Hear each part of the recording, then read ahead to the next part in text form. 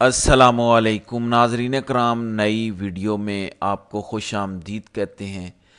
آج بہت بڑی بڑی خبریں ہیں، اس میں کچھ اچھی خبریں بھی ہیں اور کچھ بہت ہی تشویشناک خبریں ہیں۔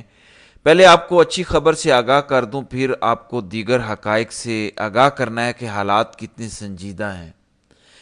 کمپنی کا ٹاؤٹ اول حسن ایوب کہتا ہے کہ اہم ترین پاکستان تحریک انصاف نے روایتی فاشسٹ چہرہ دکھا کے توسہ شریف سے اپنے ہی ایم این اے خواجہ شیراز کو گزشتہ کئی ہفتوں سے خیبر پختونخوا میں قبائلی اضلاع میں قید کر رکھا ہے۔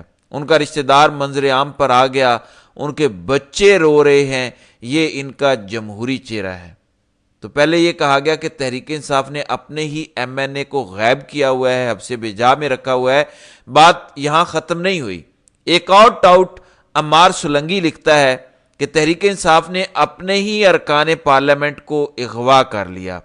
اغوا شدہ ممبران میں درج ذیل لوگ شامل ہیں: سینیٹر سیف اللہ ابڑو، محمد شفقت حیات، زین قریشی، عظیم الدین، حاجی امتیاز، خواجہ شیراز، جاوید اقبال وڑیچ۔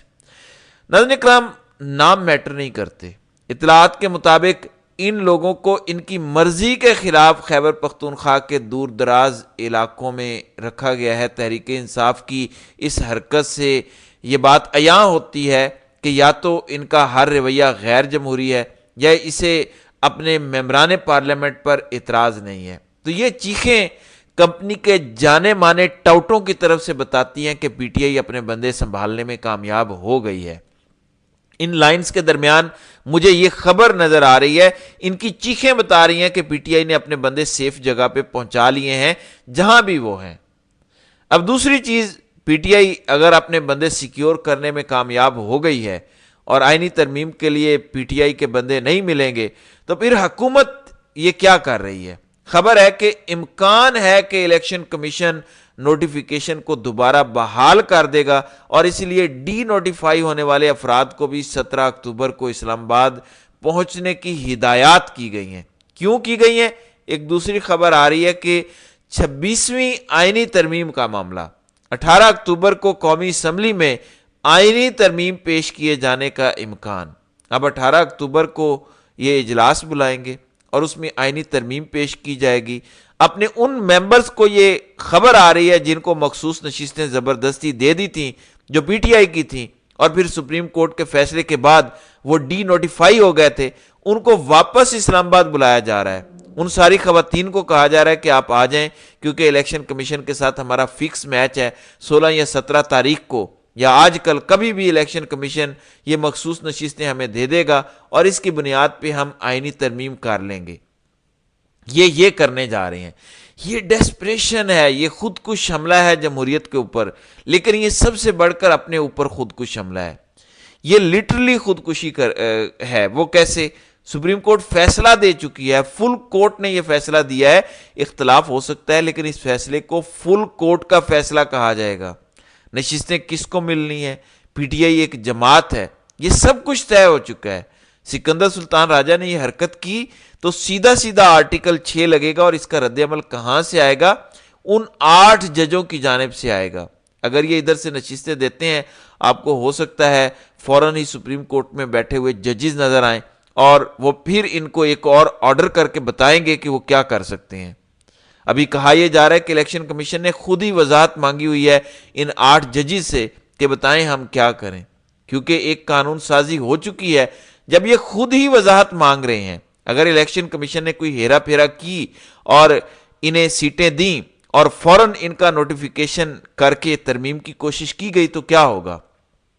ایک دم 8 ججز کی جانب سے وہ فیصلہ جاری کیا جائے گا جو الیکشن کمیشن نے مزید وضاحت مانگی ہے کہ اب ہم کیا کریں، اور اس کے بعد پھر ان کو لگ پتہ جائے گا کہ یہ آئینی ترمیم کرتے کیسے ہیں۔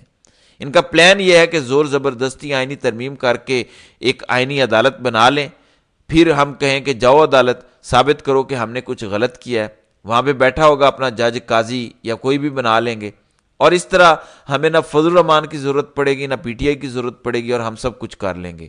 لیکن ایک چیز یہ بھول رہے ہیں، سینٹ میں ان کے 3 ووٹ کم ہیں، اور اگر اختر مینگل کے 2 لوگ اپنے بلوچ لوگوں کے ساتھ غداری نہ کریں تو ان کے 5 ووٹ سینٹ میں کم ہے. فضل الرحمان کے 5 سینیٹرز ہیں, ان کو فضل الرحمان کے سینیٹرز کی ضرورت ہے. کیوں؟ کیونکہ بظاہر ایسا لگ رہا ہے کہ پی ٹی آئی اپنے تمام لوگوں کو سیف کرنے میں کامیاب ہو گئی ہے, تبھی ان کی چیخیں نکل رہی ہیں. مسئلہ ان کو قومی اسمبلی میں اگر نہیں بھی آتا, مخصوص نشستیں انہیں مل بھی جاتی ہیں بالفرض, الیکشن کمیشن آئین توڑ بھی دیتا ہے دوبارہ, اپنے اوپر آرٹیکل 6 کا کوئی 10واں کیس بنوا لیتا ہے, سینٹ میں پھر بھی ان کے پاس نمبرز نہیں ہیں. سینٹ کے نمبرز میں فضل الرحمان کی اہمیت ہے, اور قومی اسمبلی کے حوالے سے یہ اڑتی افواہ ہے اور خبر آ رہی ہے کہ جس نے عمران خان کو دھوکہ دیا تھا اور وہ جے یو آئی فے میں ڈال دیا گیا تھا, اور پھر اس کو پشاور سے فارم 47 پہ جتوایا گیا تھا, نور عالم خان, کہہ رہے ہیں کہ اب یہ فضل الرحمان کو بھی دھوکہ دینے کو تیار ہے. یعنی 63A کے فیصلے کے بعد پی ٹی آئی تو اپنے بندے ہو سکتا ہے بچانے میں کامیاب ہو جائے, یہ فضل الرحمان کی مرضی کے بغیر دوسری طرف ووٹ دینے کے لیے تیار ہے. یعنی جے یو آئی فے کے اندر سے گڑبڑ ہونے جا رہی ہے. اب یہ صورتحال ہے. ناظرین اکرام, یہ ڈیسپریٹ ہو چکے ہیں, اور اس ڈیسپریشن میں اگلی خبر پھر یہ سامنے آتی ہے, ان کی چیخوں کے مطابق پی ٹی آئی کامیاب ہو گئی ہے. پی ٹی آئی کا بھی دعویٰ ہے کہ ہمارے بندے محفوظ ہیں. فضل الرحمان سے آج پیپلز پارٹی کے وفد کی دوبارہ ملاقات ہوئی ہے, اور شیری رحمان نے باہر جاتے ہوئے کہا کہ 25 اکتوبر کے بعد بھی آئینی ترمیم پر بات چیت جاری رہ سکتی ہے. مطلب کہ فضل الرحمان ڈٹا ہوا ہے کہ 25 سے پہلے آئینی ترمیم میں نے نہیں کرنی, میں نے نہیں ووٹ دینا. جب یہ ساری باتیں ہیں تو ناظرین اکرام پھر نیکسٹ سٹیپ ہے جو سب سے آج کی بری اور تشویشناک خبر ہے.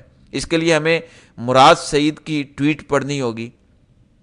مراد سعید کہتے ہیں کہ میں نے مہینوں پہلے یہ اطلاع دی تھی کہ اسٹیبلشمنٹ نومبر سے پہلے عمران خان کے حوالے سے اپنے گھنونے منصوبوں پر عمل درآمد کا ارادہ رکھتی ہے. یعنی عمران خان کو جان سے مارنے کا ارادہ رکھتی ہے نومبر سے پہلے, کیونکہ اسٹیبلشمنٹ کو یہ یقین نہیں ہے کہ کیملا ہیرس جیت سکتی ہے. انہیں یہ لگتا ہے کہ ٹرمپ جیت سکتا ہے. ٹرمپ جیت گیا تو یہ جو ان کی موجیں لگی ہوئی ہیں یہ ختم ہو جائیں گی. یہ نہیں کہ ٹرمپ آتے ہی عمران خان کو رہا کروا لے گا, لیکن جو ان کو فری پاس ملا ہے یہ ختم ہو جائے گا. پاکستان میں مکمل طور پر مصر ماڈل لاگو کیا جائے گا. گزشتہ دنوں لگنے والی ملاقاتوں پر جو پابندی ہے, عمران خان کی اہلیہ کے بعد ان کی بہنوں کی بھونڈے کیسز میں گرفتاری اور ان کے وکیل انتظار پنجوتھا کی گمشدگی اگر اس خدشے کو تقویت دینے کے لیے ناکافی تھی, تو اب اڈیالہ سے عمران خان کے حوالے سے آنے والی خبریں اس بات پر مہر تصدیق ثبت کر رہی ہیں کہ عمران خان کی زندگی کو شدید خطرات لاحق ہیں. پاکستان پر قابض مافیا کو مخلصانہ مشورہ ہے فوراً سے بیشتر پارٹی قیادت اور وکلاء کو عمران خان سے ملنے دیا جائے تاکہ وہ ان کی خیریت کے حوالے سے قوم کو آگاہ کریں. عمران خان اور محمد مرسی شہید کے قد میں جو فرق ہے اس کا شاید آپ کو اس وقت اندازہ نہیں ہے. اس آگ سے کھیلنے کی خواہش ترک کر دیں, ورنہ کسی کے دامن میں خیر نام کی خیرات نہیں رہے گی. یہ مراد سعید نے وارننگ کہہ لیں, دھمکی کہہ لیں, کمپنی کو دے دی ہے کہ عمران خان کو کوئی ایسا نقصان نہ پہنچانا کہ پھر تم برداشت نہ کر سکو جو تمہارے ساتھ ہوگا. لیکن یہ خطرناک صورتحال ہے. وقت سے پہلے وارننگ دینا ضروری ہے, وقت سے پہلے بتانا ضروری ہے کہ ایسا کچھ نہ کرنا. اس کے ساتھ زلفی بخاری کی بھی بڑی تشویشناک ٹویٹ آئی ہے. عمران خان کے جتنے اصل وفادار لوگ ہیں وہ کہہ رہے ہیں کہ extremely wrong news coming out of Adiala jail. اس میں انہوں نے کہا ہے کہ آج جس طرح کے حالات ہیں, جس طرح کی خبریں آ رہی ہیں وہ بہت تشویشناک ہیں خان کے حوالے سے. اب خبریں کیا آ رہی ہیں جس وجہ سے لوگ پریشان ہیں؟ کہا یہ جا رہا ہے کہ عمران خان کو ان کے کمرے تک محدود کر دیا گیا ہے. سختی اتنی بڑھا دی گئی ہے کہ سورج کی روشنی تک عمران خان کو نہیں لینے دی جا رہی. ایکسرسائز تو بہت دور کی بات, ختم.